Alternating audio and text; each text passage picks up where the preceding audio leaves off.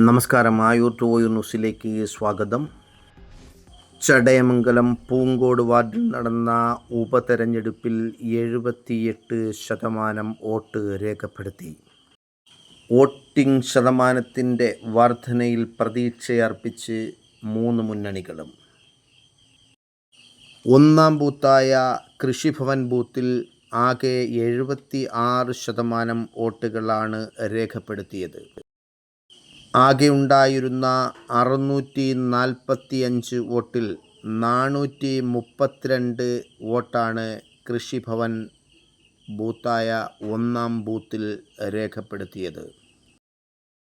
രണ്ടാം ബൂത്തായ പാട്ടുപുരയ്ക്കൽ 78% വോട്ട് രേഖപ്പെടുത്തി. നാളെ രാവിലെ 8 മണിയോടുകൂടി ചടയമംഗലം ബ്ലോക്ക് ഓഫീസിൽ വോട്ടെണ്ണൽ ആരംഭിക്കും. ആദ്യ ഫലസൂചനകൾ രാവിലെ 10 മണിയോടുകൂടി ലഭിക്കുമെന്ന് കരുതുന്നു.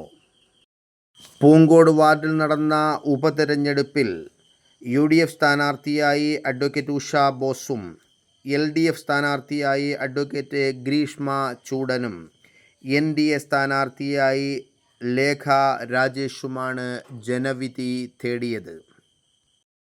ഇടതുപക്ഷ ജനാധിപത്യ മുന്നണി ഭരിക്കുന്ന ചടയമംഗലം പഞ്ചായത്തിൽ പൂങ്കോട് വാർഡിൽ ജനവിധി എന്ത് തന്നെയായാലും ഭരണമാറ്റത്തിന് സാധ്യത ഇല്ല.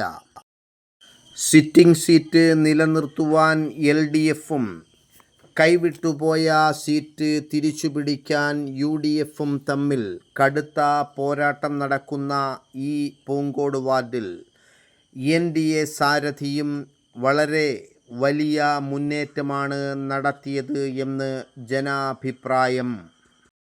തെരഞ്ഞെടുപ്പ് നടന്ന ചടയമംഗലം പഞ്ചായത്തിലെ പൂങ്കോട് വാർഡിൽ ആര് വിജയിച്ചാലും വളരെ ചെറിയ ഭൂരിപക്ഷത്തിലായിരിക്കും വിജയിക്കുക എന്ന് നിഷ്പക്ഷരായ വോട്ടർമാർ അഭിപ്രായപ്പെട്ടു. Ayur to Oyur news, Chadayamangalam.